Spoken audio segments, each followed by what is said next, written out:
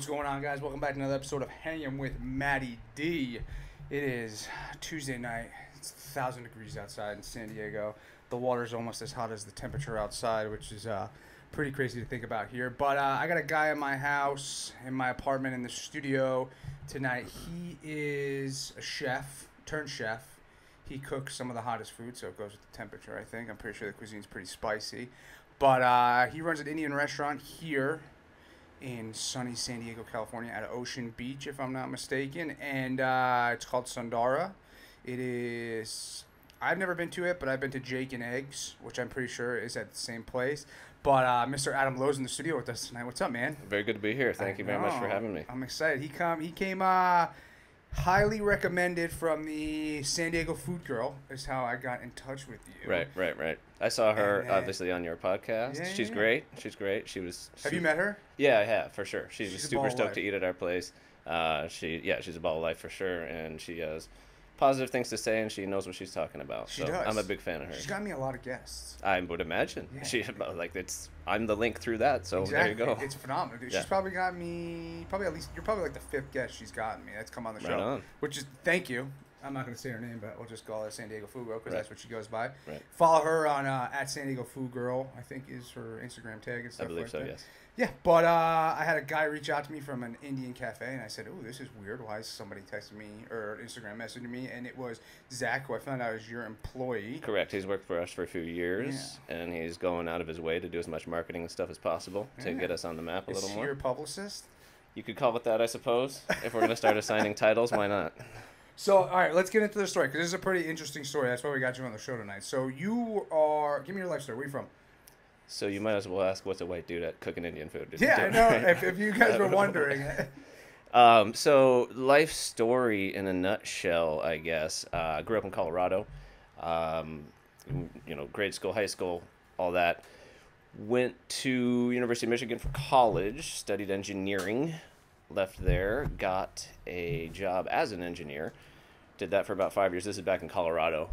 It was actually a company called Jacobs Engineering, and one of the primary. I worked at an oil refinery. I worked at Coors Brewery. This is all within Jacobs, and I spent a ton of time in a cubicle. And I was kind of seeking a little more. You know, when I went to engineering school, I thought I was gonna build spaceships and all kinds of cool stuff when you're done, right? And then what's that? What kind of engineer were you? Mechanical. Okay.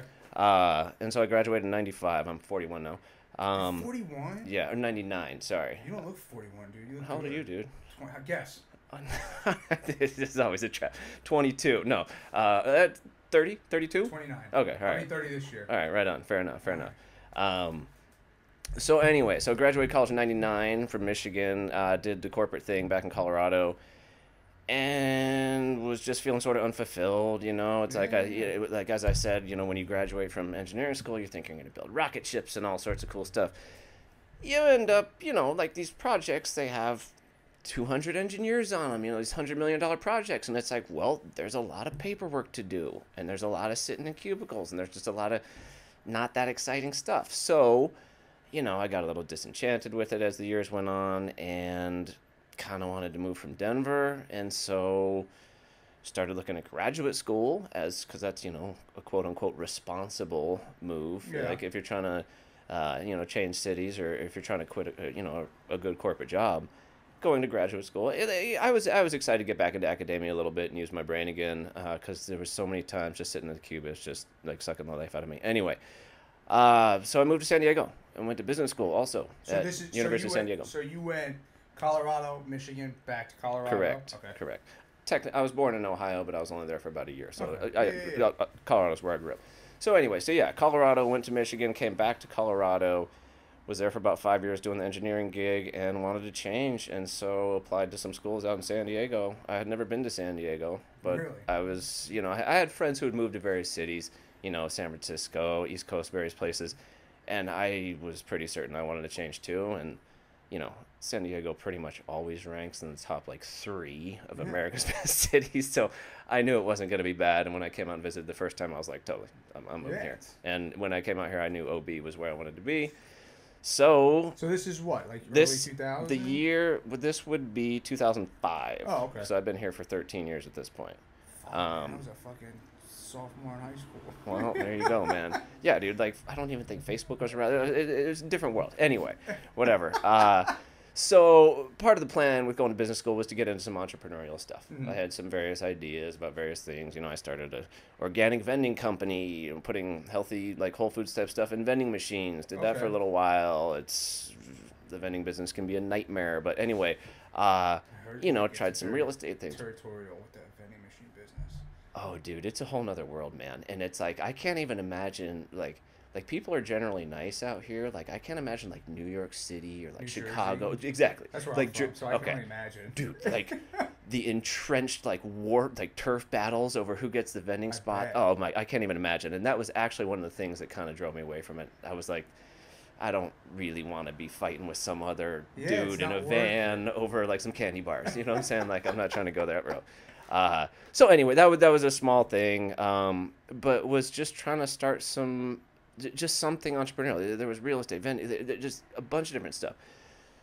Then along came, you know, about 2 months before I left Denver, my girlfriend at the time asked me if I wanted to order some Indian food. It was like a Sunday afternoon. We're sitting around, like, watching a Broncos game or something.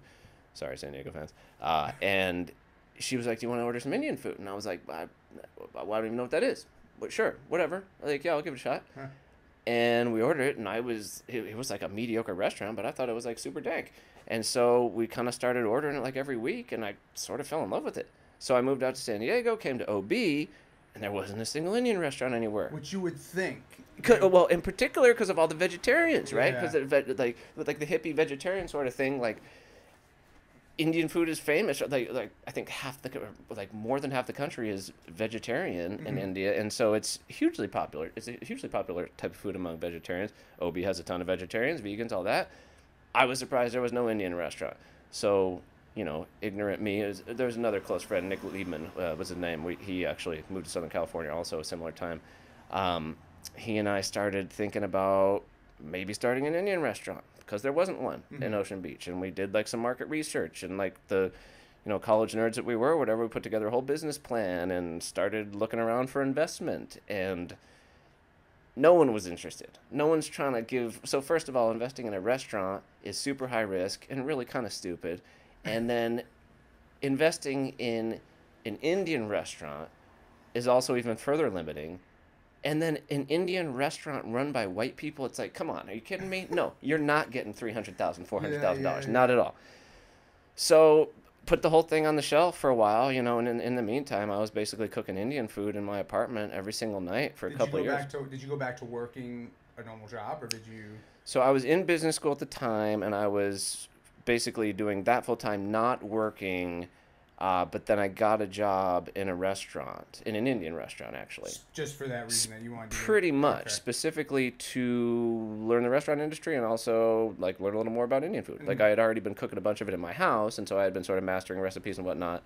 But I didn't have any experience in the restaurant world. And so as soon as I got into that, I kind of found out that I really liked working in restaurants. You know, a bunch of dynamic personalities. Yeah. Everyone's going all these different places. I grew up in that industry. So, okay, cool. So I'm sure you've met, like, some super intelligent people. It's kind of a pit stop on the way to, you know, whatever. All sorts of different careers that people are planning on. So I just thought it was a really dynamic, interesting career. You know, my parents never really liked it because having been in the responsible engineering world, and now I liked being like a waiter or a cook, it's like, come on, like, that seemed like a step backwards. Anyway, the grand plan was always to eventually open a restaurant. So to get to the point of this, this is we're in our 7th year now, so this is like a little over 6 years ago. I read an article, or I think my dad sent me an article about a couple of guys in San Francisco who started something called a pop-up. This was when the term was new. Okay. Everyone's heard of it now. I had never heard of it. So 6-7 years ago, no one knew what that was. And what they did is they went to a hotel that had a big open lobby, and they had a kitchen that they weren't using, and they asked if they could rent space in the kitchen and sell their sandwiches in the lobby. Hotel agreed, and I think it was like a New York Times or Washington Post article or something, so it was a big deal. So if they can do it, why can't we, right? Yeah. So, you know, obviously, as I said before, we didn't have the 400. I mean, starting a tiny little no big deal restaurant is like $400,000. Yeah. Like, to start from scratch, it's ridiculously expensive, and obviously everyone knows the failure rate is super high. So we got together basically $10,000, which is what it was going to cost us to start it up, and there were 4 restaurants in Ocean Beach that only did breakfast and lunch. And so I went around to all 4 of them and tried to get in touch with the owner and ask him if I could rent out, if I offered to pay half their rent, if I could use their restaurant in the evening. If when I say I mean we. There were 4 of us who started this. Those are Nick Liebman, Chris Jeremiah, Andrea Horning. So we were the 4 business partners who were trying to start the whole thing. One of the ladies agreed to it. It was this little tiny place called the Point Loma Beach Cafe, and you know, she was sort of like the typical like small restaurant owner, unfortunately, and it's like I feel her pain at this point, or I know how she feels, just kind of beaten down, exhausted. You know, you're working 100-hour weeks. She was working. She had a full-time job at Ralph's, working the graveyard shift, then coming to this job, and so it's like us offering. I think her rent was like $3,000 or something for this tiny little hole in the wall. So an extra $1,500, and she doesn't have to do anything. It was like music to her ears, and so she took it. And then all the burden was on the 4 of us, and every single night every single afternoon we'd go in there at like 3:30, take down all of her stuff, move in all of our stuff, cook for 5 hours, take down all our stuff, put hers back. Were you guys rearranging the restaurant to make it more Indian style? Nothing crazy. No, we didn't do it. Like, as far as decor goes, there just simply wasn't enough time. I mean, it's like we were moving like, kitchen equipment and that sort of thing. Why? Because they just didn't have it accessible in the place that you guys basically, it's like, you know, a tiny little restaurant. Everything on the line is sort of arranged, so everything is sort of within arm's reach of the main cook or the chefs or whatever. And every single item was different. So we're moving all the food, and then also we had like rice cookers, and like we have our whole tandoor. You know, like we were trying to go. One of the things, you know, being an American dude trying to cook Indian food, it's like I felt obligated to be as authentic as I possibly could. Okay. And so we got we had a tandoor. Are you familiar with the tandoor? It's the giant clay oven where they cook the tandoori chicken. I've never had Indian food in my life, so wow. that's why. All right. Well, obviously you'll have to come on by. Honestly, I'm not that offended when I hear people haven't had Indian food, because it's like that's one of the things that my dad loves it. He's British though, so there you go. That's why. There you go. Yeah. That was another, like, I traveled around Britain, and that was one place where I certainly fell even further in love with Indian food. Anyway, so a tandoor is a giant clay oven. It's not just Indian. Well, the tandoor specifically is Indian, but other cultures have giant clay ovens where they, you know, slap bread on the side of the walls for it to cook. You have skewers of meat that you cook inside it. It's sort of an archaic way of cooking, but it works great because it's, you know. Is it essential to the Indian cuisine, would you say, though, to have one? I would argue it's well. So there's places in India where they don't use a tandoor per se, but like. Basically, it's a big deal. Like, if you're an Indian restaurant in America, you have to have a tandoor for sure. Like, and so we had the most authentic possible tandoor, which is a coal-fired one, which is what they were using in like probably BC sometime, whatever. So I was doing everything I possibly could. You know, one of the things about making curries is caramelizing the onions for a base. You know, I cook these things for like 3 hours, because it's like these are the lessons I was reading. I mean, when I was first researching this stuff and first learning to cook Indian food, there was not a lot online about this. Obviously, these days you can find anything you want recipe-wise. It was not like that. So I was, believe it or not, going to bookstores and reading like cookbooks about Indian food and learning it there. And one of the things you learn is like you just got to cook these onions. You think they're gonna burn, but you cook them way down. This is how it's been done for 1,000 years. And so I'm sweating it the whole time because you're not. Dude, I am a like naturally sweaty, like hot person anyway. Oh man, I can only imagine. It's like you have no idea, dude. This month right now is killer. Every August, I ask myself, I'm like, why the hell do I do this? This is insane. Oh, I know. So yeah. Anyway. At least we don't have that bit of humidity. Growing up, my family owned a pizzeria back home, and the humidity in the summer with the pizza oven, and it wasn't a big pizzeria, but you want to talk about hot. I hear you, man. I hear you. I go and visit Ohio. I know, like Midwest. Like it's I know humidity. I gotta say, this month we're getting our share of humidity here too. Well, it's not East Coast style, it's the hottest. I didn't know this, but it's the hottest the water's ever been in like 100 years. I heard that, or I read that. But I didn't realize it's terrible for the vegetation in the water, the kelp and such. Sure. I didn't even. Sure. I don't think like that, But sure. I was out. I actually just went and took a swim earlier today, and it's like, it's almost not refreshing. That's what I was saying. I like it a little colder. Dude, the hottest. Check this out. I studied abroad during college. And I went to Australia, and I stopped. Like I was looking back, extremely fortunate to be able to do this. But I stopped in Tahiti and Fiji. Okay. Which are, if you ever get a chance, man, go to Tahiti. Please go to. I mean, Fiji's rad too. But so I was going down there. It was January, but it was wicked hot, right? The ocean water around the island was like 102 degrees. It's like, you want to talk about the most unrefreshing thing possible. Really? It's like you were hotter going in the ocean. Anyway, whatever. That's a stupid little aside. But, you know, the warm water here is nice, man, but I agree with you. I like it a little bit colder. You got to have a little bit of a chilliness. For sure. Especially, we're not used to this, but it's funny because we're like, oh, San Diego weather, it's the best. And then August hits, and you know it's not even bad yet because you know September's coming. In September, it just gets hot. Totally. And it's just going to be terrible. I'm miserable. And nobody has air conditioning here unless you're like a lucky one. Right. But it is unbearable. Well, come by the kitchen sometime, man, because it's like I turn the little, you know, we obviously have thermometers everywhere, and it's like I obviously turn them on and check, and it's like I was in the kitchen today, man, and it was like 102 degrees in there, and it's like, yeah, I know that's not a huge deal. I know the people in Phoenix, it's like 120 every day and blah, blah, blah. It's fucking But, hot. Dude, like... When you're not used to it, it's... Yeah, man. Yeah, so these are these things where I question my life decisions. Stay thin, though. It does that, man. I think it's like good for your skin or something too to sweat. I don't know, or you get rid of toxins or some crap like that. Yeah, so that's what I tell myself. Sweat a hangover out or whatever. There you go. There you go. So exactly. so you guys did this pop-up shop. So you're moving everything in. You got the clay oven and stuff like that. So is this Monday through Friday, and are you working full time? We were doing no. This was all four of our full-time job basically at this point. So we were renting a kitchen up in Claremont.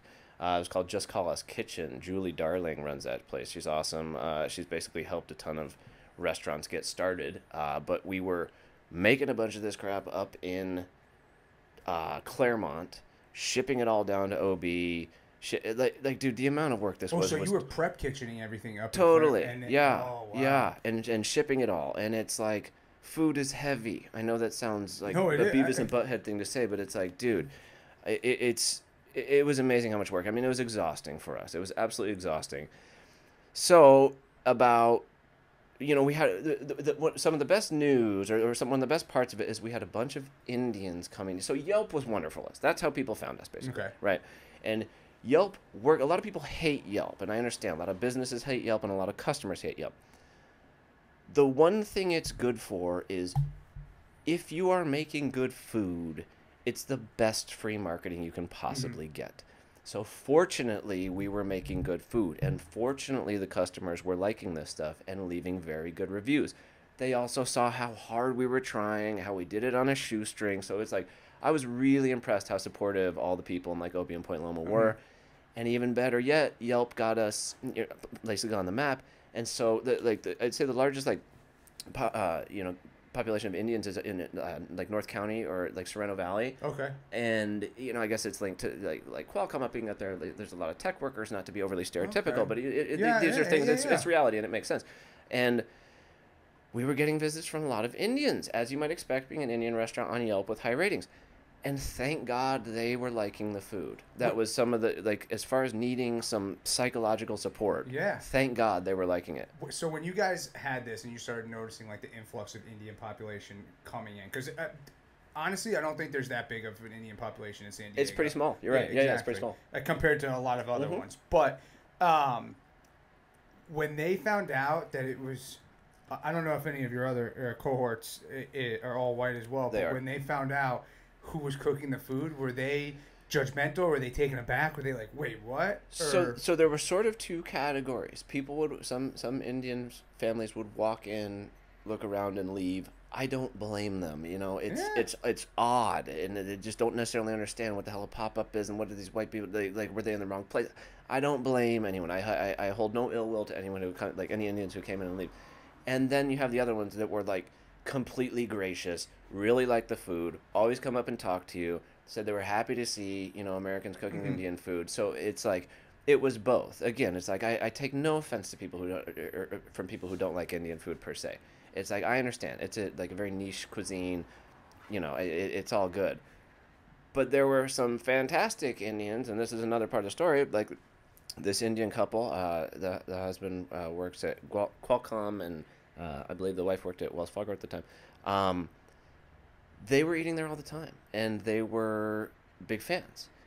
And at about the 9 or 10 month point, when we were reaching exhaustion, they offered to invest to help us get like a real place, which is sort of the dream, right? It's like the whole point of this pop up was to ultimately get a restaurant, right? Yeah. And to not even have to seek it per se, and to have them offer To seek investment, yeah. totally. And so they offered us basically $60,000 to help, just to put in the pot towards getting a new spot. You can't get your own space with just $60,000. So that was like heartwarming and wonderful, of course, to finally have achieved. It's just a positive sign, right? It doesn't mean you're gonna have a restaurant. It's a positive sign. So fast forward another month or so, and Chris Stavros, the owner of the Olive Tree Market, if you're familiar with it in OB, he approached us too. I was on the KPBS Midday Edition show and they were talking about pop-ups. Me and Chad White, if you've ever heard of him, he was another chef around here. He actually moved back to Seattle, I think. But he had already established a name for himself, and we were both on there with Karen Golden, who's a food writer. She's this wonderful person who has always been so supportive of us from the early days. I can't remember where I was going with it, but essentially the story, like Chris Stavros, he heard us on the radio broadcast, and he had a little restaurant spot that he was basically trying to change up. He really liked what we were doing. We'd met with him. We talked to him. He liked us. He offered to invest too, and at that point, sort of the rest is history. Like he had this cute little spot that was already ready to roll. That's where you guys are at now. Exactly, yeah, and it's in the same building as his grocery store, the Olive Tree Market. So, it's 1774 Sunset Cliffs Boulevard is the address of our spot. But it's like these are sort of the strokes of luck.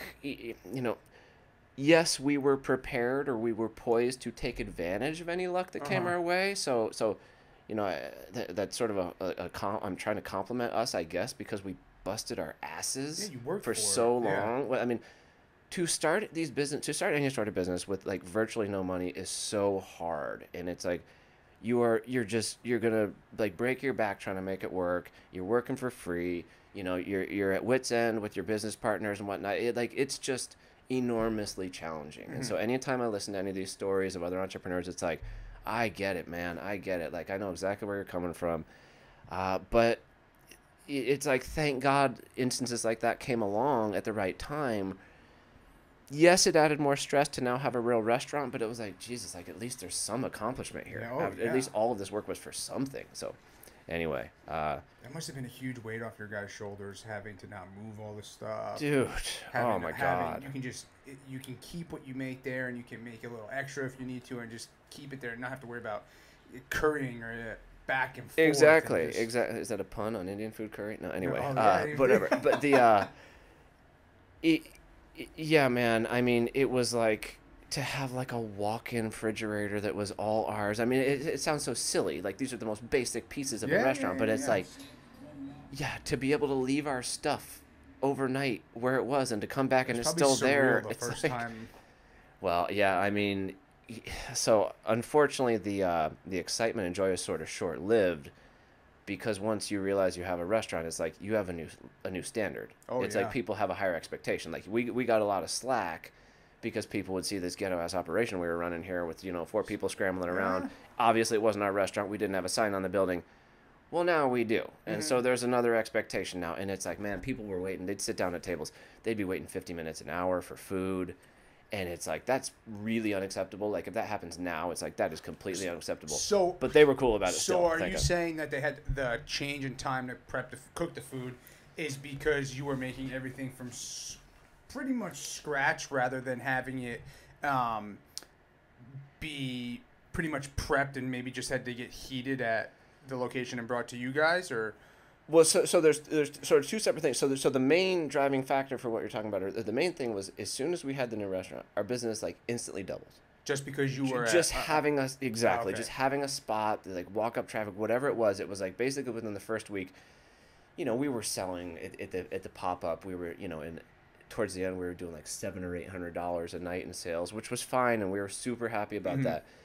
Within the first week we were doing $1,500 a night at the new place. So and it's like. That comes with an enormous amount of stress. to just double the load of people, and now they're like, now you got to serve them. Well, more seats too, probably. Well, it's still a small restaurant. It's only 38 seats, but that's, believe it or not, that's double the amount of seating that we had at the other place. There were 16 seats in the original cafe.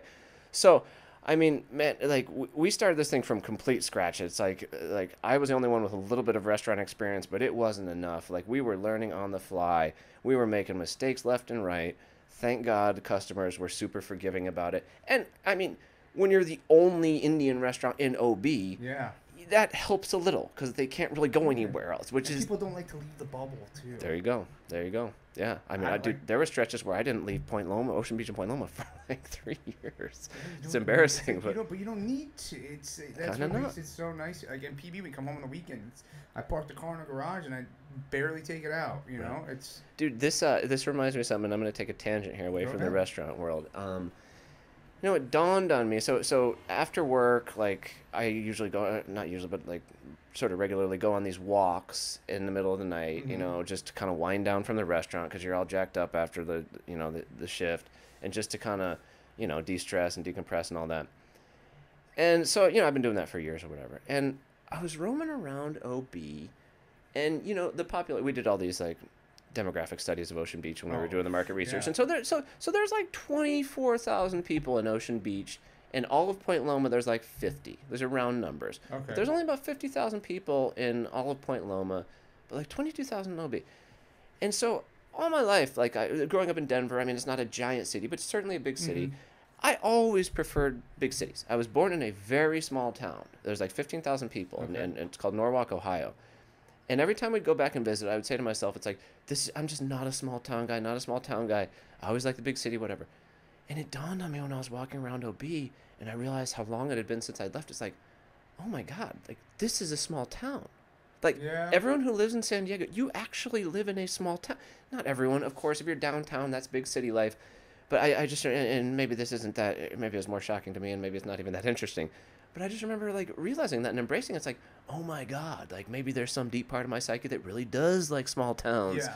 And this is precisely what I like. It's like the quiet streets I can walk around. You know, it's a small town when, if you've lived here long enough, you see the same people in the same spots. I think is it because I mean, there's just people I've met just from seeing them so many times. I'm like, dude, I see you everywhere. Like, you know, and it's inevitable. And in all the places, I mean, everyone has the local watering holes that they go to on the streets. Right. Everyone goes to the same fucking supermarkets. Everyone's going to this. Like, I go to Sprouts and Ralph's every Sunday. How often do you get out? Do you get out of PB much? Or are you around here? We're going to we're gonna do the like the San Diego Symphony or something like that on Friday. Okay. And I'm like I don't want to fucking go to the Embarcadero.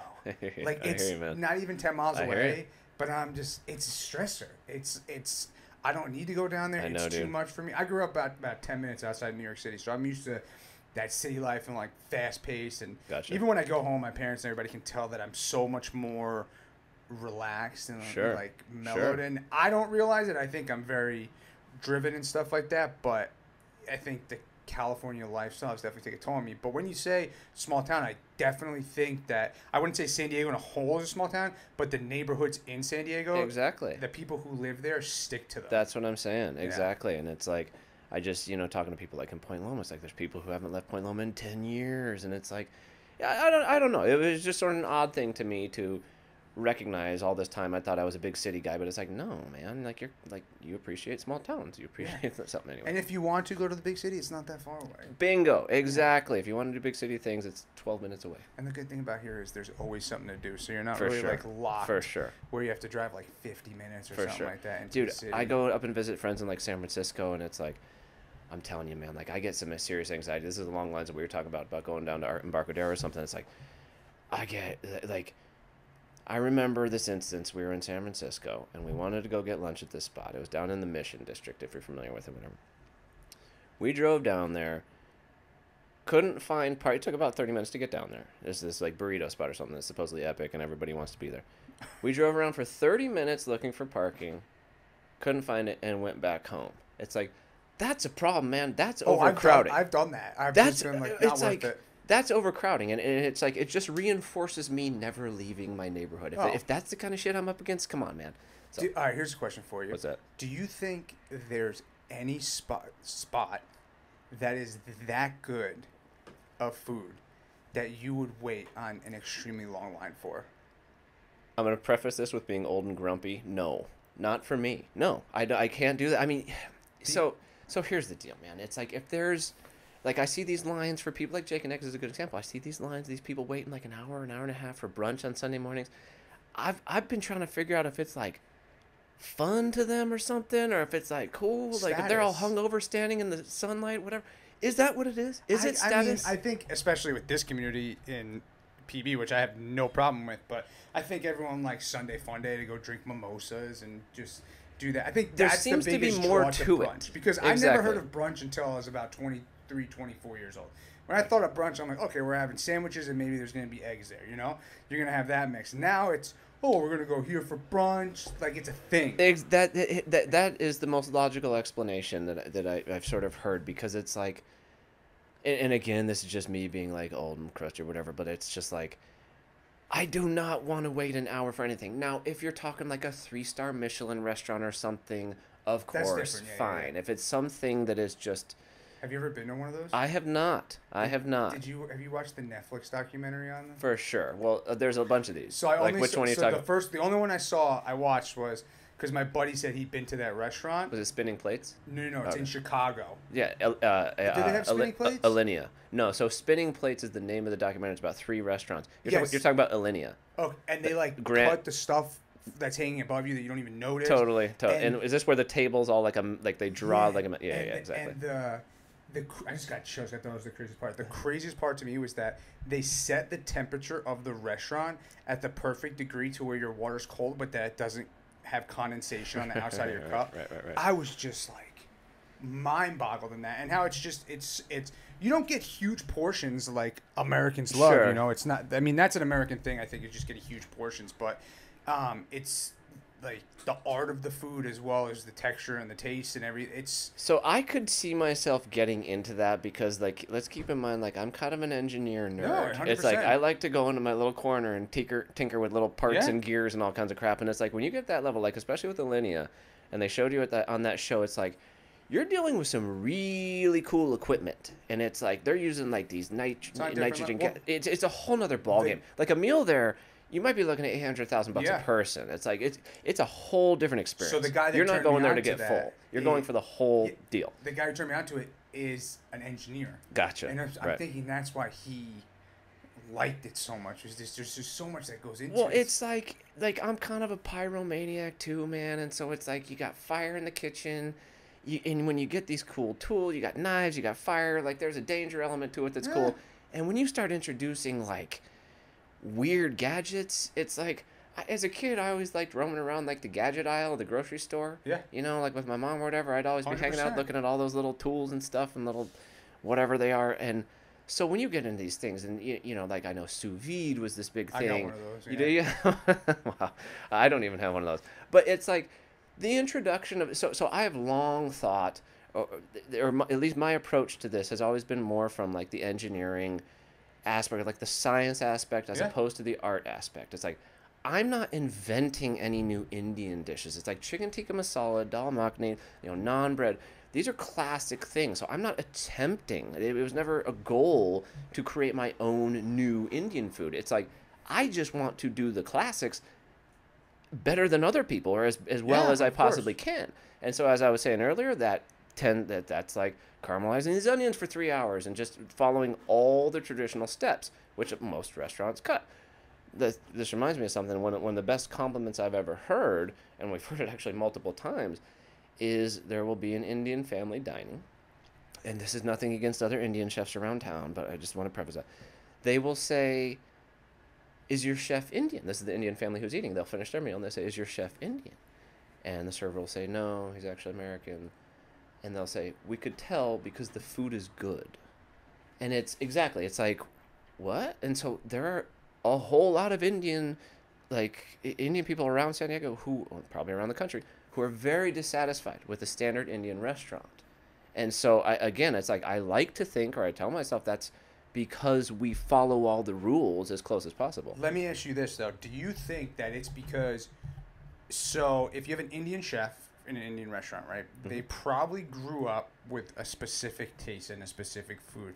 Do you think it's that you grew up with a different palate? Because I mean, you could even have an Indian guy who owns an Indian restaurant that grew up in America that could have the same palate as you, but also tasted Indian food for a lot longer of his life. But for someone like you who came into it when you were in college, your taste buds probably went whoa when you had it, and it was like when you make it, you're like, oh, I know I can make these adjustments. Whereas someone who grew up in that lifestyle didn't necessarily know to put a little extra of this or a little extra of that, and that's why yours tastes better. So yes, to all of that makes sense. I would say the most distinguishing factor is that I grew up eating American food.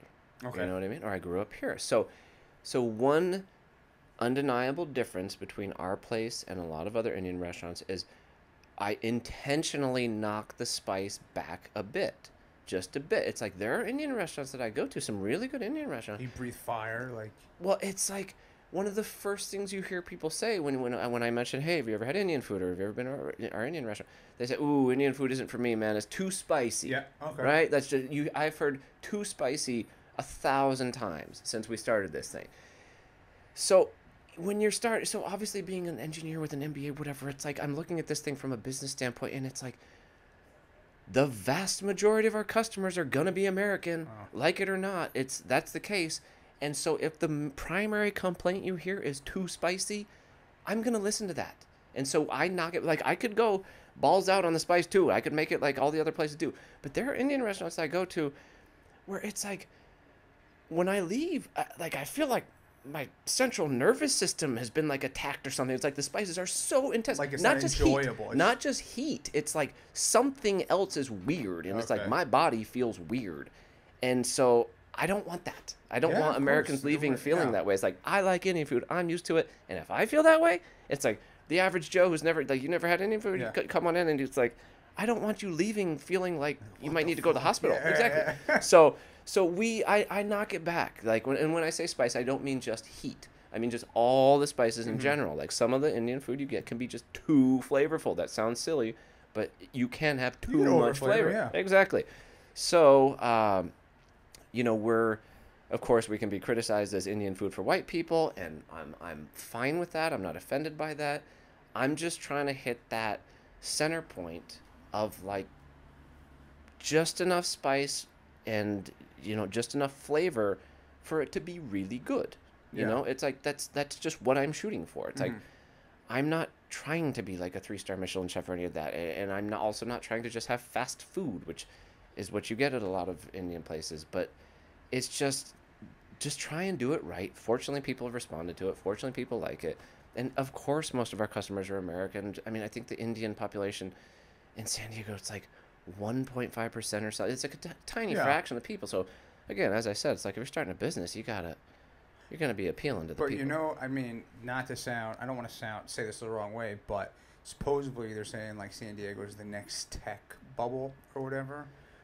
Tech bubble I'm assuming you mean in a bad way. Like it's, or do you mean like it's going to be the next tech like hub? Hub is what I meant, yeah. So bubble has a negative connotation. My bad. It's all good. So bubble does. Now that you say that, I'm not because they burst. Stuff. But well, Qualcomm is a giant. Yeah, exactly. But if they bring in more tech companies, I mean, a lot of the guys that work in the tech industry are Indian and women, and that could be like.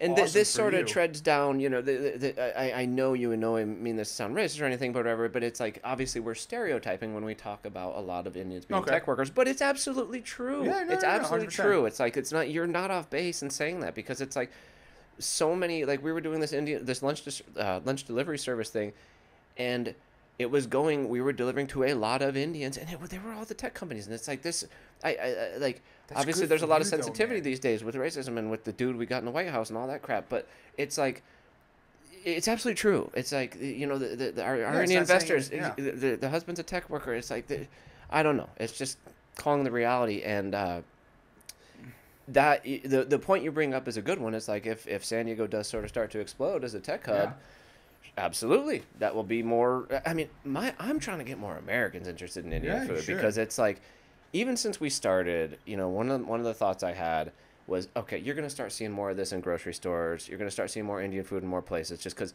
so many people like it. But and that has in fact happened, because 10 years ago, there would be like a tiny little section in a grocery store with like 4 items. Okay, you're talking with like little that. Okay. Just like Indian groceries, basically, or whatever, like curry yeah. powder and those sorts of things. Well, there's whole sections now, and then like you go to the frozen food, you can get the chana masala, chicken tikka masala. So it is undeniably growing here, and all over the country for that matter. And the place I ultimately want to go with is have just some like, it's already starting in like New York City, and I think a little bit in L.A. Some like cool hip Indian restaurants where it's like, you're going to see mostly Americans there. It's sort of just, maybe like the hipster thing or whatever you want to call it, but it's like... It's like a trendy kind of... It's just, yeah, exactly. It's like, it's just a hip, cool spot that happens to serve Indian food.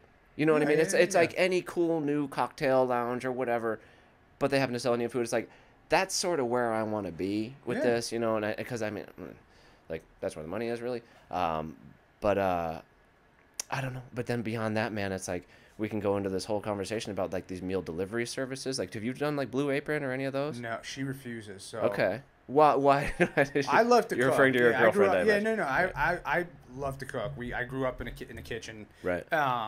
So I don't need that technically. Right. Gotcha. And it's my cousin's friend. I found this out. We went to his wedding. My cousin was telling me, and they were like, "Yeah, they do Amazon Prime." And I was like, "What do you mean?" They're like, "They do Amazon Fresh. Like, they get all of their food delivered to them." And I go, "They get all of their groceries? They don't go to the food store?" And my cousin's like, "No." I was like, "That's like half of it for me. I like going to the food store. I don't want to get a box, And I understand there's people who don't have time that work. I think people like you are going a little obsolete, man. Yeah, no, 100%. But I love going to the food store. I hear you. I grew up doing that. I like when I family owned the pizzeria, I used to go to the farm and I used to pick all the produce and all that stuff like me. So I don't want to necessarily say I know what to look for, but I know what I like to look for. Good for you, yeah. For the people who it's an experience, awesome. Yeah, like, more power to you. It's crazy that that's going away, but it is going the way the world is going. I think it just comes down to time. You know what I mean? It's like me and Nick, one of the other founders, we would always just talk about time and how it's like the most valuable currency, and it's like, it's the one finite thing in your life. Yeah. You know what I mean? And so they say if you want to invest, that's what to invest. Something that's going to save people time. Well, I think that's a wise piece of advice, because it's like, I mean, we all find ourselves trapped for time, man. And it's like, if you're going to deliver the food to my door, it's like, I understand why that's going to work. So anyway, so that's where I was going with that. It's like the restaurant industry these days, like, there's a lot of changes happening. I can get into a couple of the other things, but it's like this delivery to people's homes is a significant factor, and all restaurants are kind of paying a lot of attention to this, because restaurant sales nationwide have been sort of flat. Are you talking more of the meal delivery services, or are you talking more of the Postmate, Uber Eats? I'm more talking. Well, so there's both of those, but so we benefit from Postmate. So they'll deliver our stuff. Exactly. Sure. Yeah. Sure. So I'm more talking about this new style of people, like the delivery of food to your door that's already prepped. Yeah, because I really did think it was genius. I don't think like Blue Apron or any of those are even like necessarily profitable at this point, and we're actually going to participate in one soon. It's called Chef Meal Kits, nice. and they use restaurants recipes. And then they prepackage it. But anyways, what I'm getting at is like, to deliver, to not have to look through cookbooks to decide what to get, then to figure out the portions, then to go to the store with your list. It's like, I understand completely why that took off. Yeah. Is to have these things just delivered, like 1 teaspoon of salt is already measured for. It's like, it sounds so stupid, but it's like, it makes perfect sense. They have those sauce things now. You buy a mason jar and it gives you all the herbs, everything you need. And so just buy a can of tomatoes and add it, and then. Totally. Yeah. And so I guess all I was getting at with that is like, these are these things that restaurant people are kind of paying attention to, like, because it's certainly cutting into restaurant business. Now, do you think you guys would have to go along the lines of, I mean, it would be extremely difficult to start your own, and I don't know if it'd be profitable to be Indian specific meal delivery service. I don't know if that would take off, but if you can get your hands in, this week we're featuring menu items from this restaurant, this restaurant, and you guys get on that boat, which seems like what you guys are doing. That's like, I've been paying attention to it and feel like I need to get involved in it, and so this is the best opportunity for us. This one that is at the Chef Meal Kit. They pick various restaurants around town, and so I had thought about that, which exactly what you're talking about having that be another angle of our business to, you know, do the delivery sort of thing, or just to deliver the prepped food. But it just makes so much more sense to, like, this company, like, they're getting investment for, like, they're like They got big VC time, back. It's a bigger deal, you know what I'm Yeah. saying? And they're talking about, like, as far as like sourcing ingredients, like cutting out all the middlemen and having this, like, some of the spices and stuff come from India, having people in India pre-packaging them to the specific sizes. Really? So they're a big deal, and so I'm hopeful that works. Yeah. And it just makes more sense for us. Like, I don't have the time. It just makes more sense to jump in with them, take a 20% cut, and not have to deal with all the legwork. Do you guys serve alcohol? We do. We have beer and wine. And so there's obviously a big difference when you're full 100%, booze, yeah. But yeah, thank God we had beer and wine. Do you serve? Is there like any Indian specific wines or beers that you guys serve? As far as wines, not really. We haven't really found any of those. But beers, so, you know, the Indian beers you get in America are Kingfisher, Taj Mahal, and Flying Horse. These are like the main ones, and they're essentially like the Budweiser and Coors in India. You know, we've had those ever since the beginning. But without a doubt, man, it's like with San Diego being sort of like a beer powerhouse, you got to have all the local beers. It's like that became so clear to us so early on. It's like when everyone's coming in and saying, "Hey, man, we're just doing what kind of." You know. But I bet also too with the demographic that you have coming in, especially like people who are Indian and they moved here, they're probably like, "Oh, I love eating Indian food and like the best American beer." You know what I'm saying? Totally. Like, I bet too those two accent each other. Well, so interestingly enough, like with, you know, spicy, flavorful Indian food, strong beer, like flavorful beer, is the best like accompaniment or whatever, the best pairing. You know, people always talk about what wine to pair with it, and everything I was reading on from a very early stage about all the Indian food is beer is essentially one of the best things to have with like a really flavorful curry. So that it actually works really well. Yeah. And keep in mind, for the first word of IPA is India. Like, it's an India Pale Ale. And so it's like, you know, IPAs were technically started in India.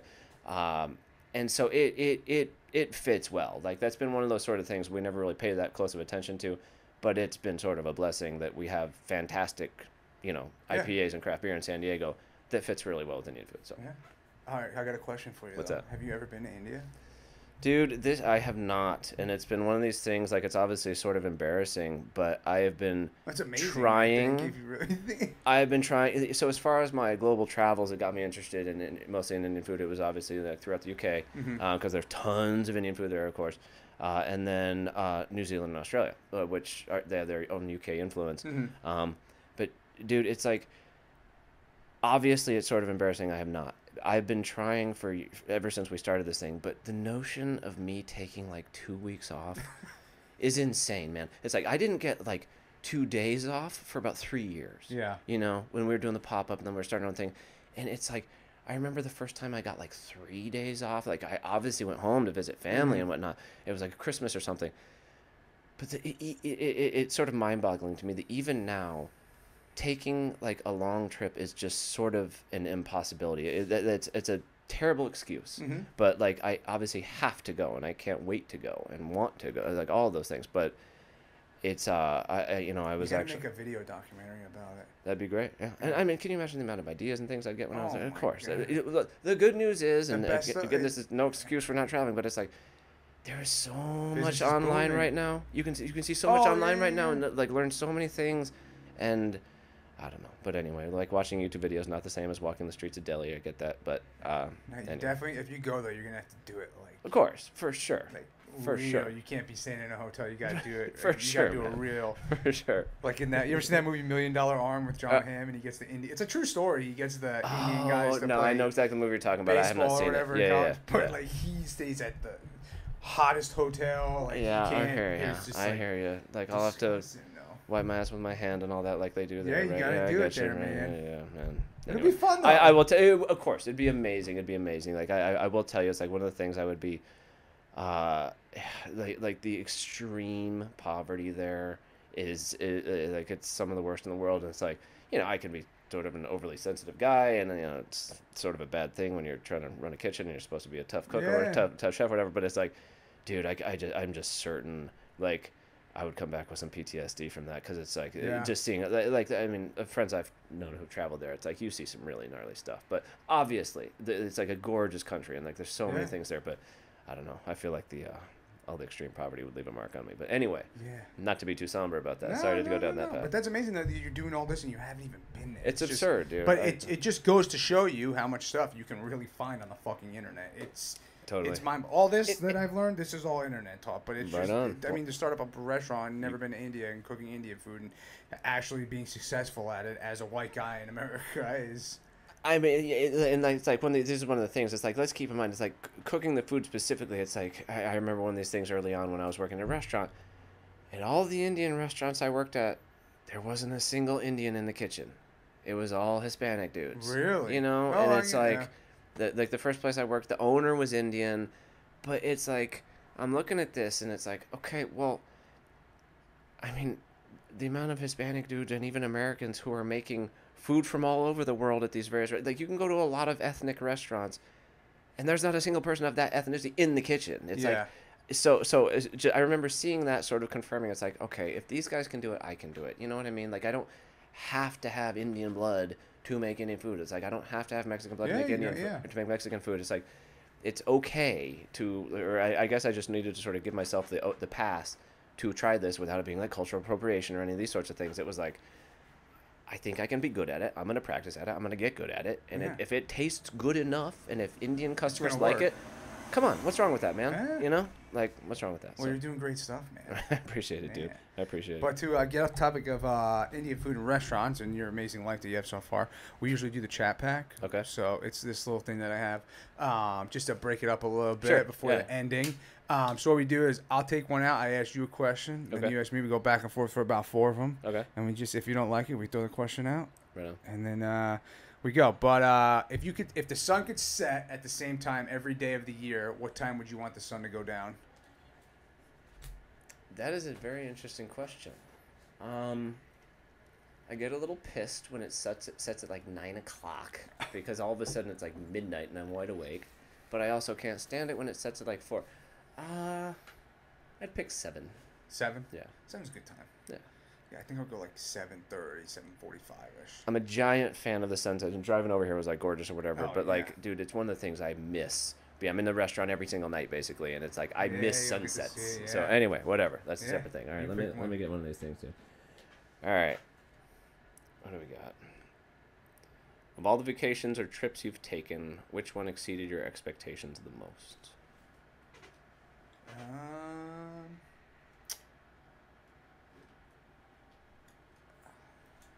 I would say we went to Whistler, British Columbia. Nice. Have you ever been there? No, man. Like growing up in Colorado, I always wanted to go there because it was always rated the best ski resort in the world. I would say my buddy talked it up a lot, and I was like, okay, you know, you're always a little hesitant.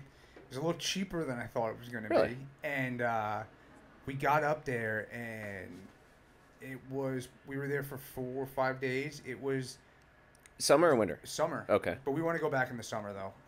Did I say summer? Or did I say? You were there in the summer. We were there for the winter. You were there, for the winter. I'm sorry. Did you yeah. ski? Oh yeah, Okay, yeah. gotcha. We stayed. All right. We were able to walk right to the mountain. It was perfect. We got this sweet little setup. But excuse me. The people were so nice. I believe it. And it was just, I hadn't been on a vacation in so long where people were. They just were that nice. I went to a wedding in Vancouver up there and loved it. Like, I loved it up there. The people were nice. Everything went smooth getting up there, coming back. It was just, the weather was awesome. It was snowing every day we were up there. And then you also, your dollar goes a little further over there, so you feel a little richer. You know? Everything's 20% off. No, exchange rates are a big deal when you're traveling. For sure. But it was a good time. I mean, we're going to England and France in the end of October, so that one will probably be pretty good. I've been to Marseille. I've never been to Paris, but I've been to England a bunch. But yeah, it'll be that one might. Do you know chicken tikka masala, the most famous Indian dish, was invented actually in London? Really? Believe it or not. Is that like what did they say? General Tso's chicken? It was really invented in America. I guess it's the same sort of thing. Is it like that? Probably. I mean, but it was supposedly like, I don't know what who knows if this is all true or not, but basically it was like an Indian chef in London was the first one to technically create it there. Whatever. Right. Who knows if it's true or not. Cool. Interesting, though. All right, let's go. Go one more each. All right. I don't like that one. See, sometimes I read them and I'm like, it's all good. It's for sure. They don't make for good conversation, you know what I'm saying? Right. If you could create the ultimate 5-scoop ice cream cone to be sold in a local shop, what 5 ice cream flavors would your colossal cone contain? Well, so I'm gonna cheat a little bit and use the 3 flavors that I make homemade ice cream at our restaurant. Oh, okay, so, okay. And it's actually pretty. Like I was sort of interested to really get into this. So one is a pomegranate ice cream, which isn't that big of a deal, but it's delicious. The other one is a chai tea ice cream. Are you familiar with chai tea? I know what chai tea is. Okay. Yeah. So as an ice cream, it's super dank. Okay. You got to try it. The third one is I made a chocolate with like I steep like mint leaves and like the cream when I'm making it. So it's obviously mint flavor goes with chocolate. You hear mint chocolate, but it's chocolate ice cream with mint flavor and also some Kashmiri chili powder. So it's like, and you get all 3. It's like you taste the chocolate first, and then you can feel the mint come around, and then it kind of like there's a little bit like tingle from the spice in your throat. It's really it's really good. I had some chocolate like a while ago that had chili in it. And it works. It works. It's like a classic Mexican dessert, actually. Like chili chocolate is something. So all of those things, I had known all those three things work together. So I figured, why not put them all in one? So how do you make homemade ice cream? Do you have like a It's crank? way easier than you might think, dude. So there's ice cream makers. So I got a sort of like a commercial version of an ice cream maker. It's like a KitchenAid or something. Yeah. But I mean, you could get a little home ice cream maker for probably like $50 or something. Oh, okay. And dude, it's like. It's surprisingly simple. So to make it really good is a bit of a challenge. Yeah. But basically, man, it's like you heat up some cream, you put some flavors in it, add some sugar and all these things, and cool it down, and you throw it in this ice cream maker, and you actually have it. Like, people are impressed when they make their own ice cream because it's actually a lot easier than you think. Really? But anyway, so there's 2 other scoops that would need to go in this 5, right? So we got pomegranate, chocolate, mint, and chili. No, I'm not suggesting these 3 things all go together. Okay. But I'm just picking top 5 things. Okay.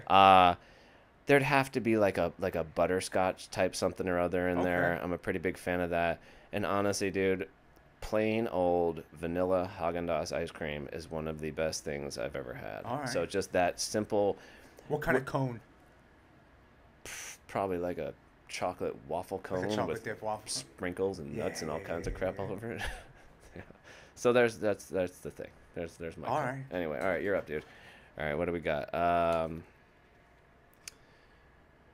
What is the most mischievous but ultimately harmless thing you've ever done? Is that a little too vague, or do you want to roll with that? Yeah, give me another one. All right.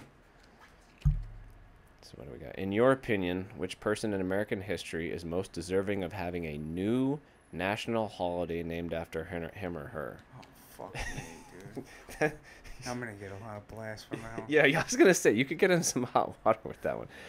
You want to roll with that, or you want me to give you another? No, give me another one, because I don't want to get in trouble. This is a long one. If you could be served the ultimate 5-course dinner consisting of appetizer, soup, salad, main course, and dessert, what specific food would you want served for each course? Oh, here we go. So what was the first one? Appetizer? So yeah, basically the whole thing: appetizer, soup, salad, main course. You don't have to necessarily follow all 5. So basically, let's start with this. What's your favorite style of food, or do you have like a specific? I don't. Okay, I like to fuck around with it. Well, then you're free to pick whatever. I would say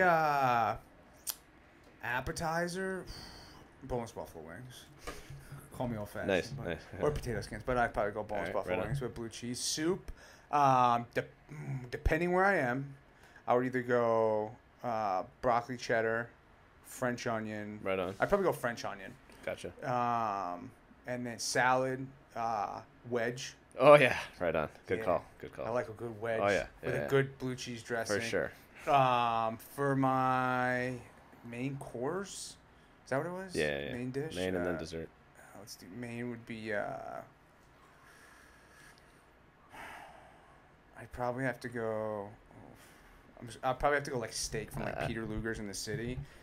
But the way they do it with the cream spinach and then the potato hash, it's just the whole presence. If I had to guess, I was going to guess you would have said steak. But anyway, I don't eat a lot of red meat though, Okay, so that's gotcha. like the crazy. I eat a lot of turkey and chicken, but Gotcha. And then dessert, American Dream. Right on, nice. Stephen Colbert's Nice. ice cream. Have you had the Jimmy Fallon one? No, I don't like it. It's like too much, dude. Yeah, I It's like too Chubby much. Hubby though. I've recently gotten a Chubby. Right. But yeah, it's a little too much Jimmy Fallon. Yeah, dude, it's way too Colbert's is the best. much. Well, But- right on. That's a solid choice. Yeah, man. But so before we end, I want to ask because I've never had Indian food. Right. So, and I'm guessing a lot of people who listen to this might not have been accustomed to it Right. as well. But so what's like a basic dish for someone who's never eaten Indian food? You have to try chicken tikka masala. Can you explain what that is? I don't. So it's a tomato-based sauce with cream. We actually use coconut milk instead, so ours is vegan. No, it's not vegan if you have chicken in it. But it's relatively simple. But it uses you know, some of like the core Indian spices, like garam masala is one of the classic like spice mixtures. You know, there's fenugreek in there. It's essentially a tomato sauce. Okay. But has all sorts of like, you know, it's garlic and ginger and some basic things like that. But the spicing is what does it, and it has all the classic Indian spices in it. But it's technically the most popular curry in the world, more than like Thai green curries and all these things. Like, is it a soup or is it? It's not a soup, because we have soups also. It's thicker than a soup. I mean, as far as the consistency goes, you know, it's like You serve it in a bowl, like or you serve it in a bowl? Okay. Yeah, it's in a bowl. Is it yellow? It's orange. Okay. It's orange. I think I know what it But that's the one you got to go with. So chicken tikka masala or vegetable tikka masala if you don't want to eat meat. And then like garlic naan. So the garlic and cilantro naan, that's the bread I was talking about that's cooked in the tandoor. That's sort of a classic, Indian meal. I think the naan is the same as the bread we had in like Afghanistan. Probably. So it's like the flat bread. Exactly. Yeah. That's what I was saying earlier. It's like a lot of cultures have these like, clay ovens where they slap the dough on it. Exactly. So it's a pretty common thing. What's the one that's like a puff? It's like, well, so there's puri, which is an Indian thing. Well, how puffy? Because we might be thinking of different puffs. It looks like kind of like a triangle or something. Oh, those are samosas. Samosas. Yeah, exactly. Yeah. So so all right, now you're expanding them further. So to get the meal, you should have like vegetable or lamb samosas, which are those. It's the little fried pastries with like stuffing inside, and then it comes with mint and tamarind chutneys. They're delicious. It's one of people's favorite things at our place. Then chicken tikka masala, garlic naan, and maybe some chai ice cream or something. All right. Cool. But yeah, so our menu is tiny specifically. Yeah. It's like when I was working at the Indian restaurant, they had like 70 different things. There are about 10 different things that everybody ordered all the time. And so I was like, when we make our menu, we're just going to have these main 10 things. Yeah. Anyway. Cool, man. So yeah, dude. Yeah, I'm going to have to come down and check it out. Right on. Yeah. So where are you guys located? Name of the 1774 Sunset Cliffs Boulevard, NOB. You said Sundara. Technically speaking, the Indian pronunciation is Sundara. But I gave up on that a long time ago. When you have all the Americans with their pronunciation, it's a lost cause to attempt to have everyone pronounce it. Sundara? The middle ground is Sundara. Or Sundara. You can call it that way, But what's the correct name? I want to say the Sundara. Sundara. Yes. Okay. Do you know any Indian? Is that what they call it? Do I speak Hindi? Hindi would be the language. I do not speak Hindi, unfortunately. I know plenty of the Indian words, but I in no way, shape, or form can speak Hindi. Okay. But yes. Yeah, cool, man. Right on. Well, thank you for coming on. Yeah, it's been great being here, man. Did you have fun? I hope you had a good time. For sure, dude. Nice meeting you. Good talking to you. Yeah, I know. Yeah, right. But guys, subscribe. Let us know what you think. We're gonna take all that stuff, the restaurant, everything like that, in our Instagram post and like what do you whatever. This will come out tomorrow, so you guys will be able to see it. But Adam, again, one more time, thank you so much for coming on tonight. It's been a blast. Thank you for having me, man. We're definitely gonna have to go check it out and tell everyone what we think about it. You're awesome. I appreciate it, brother. Right all right, thanks, guys. Till next time. Adios.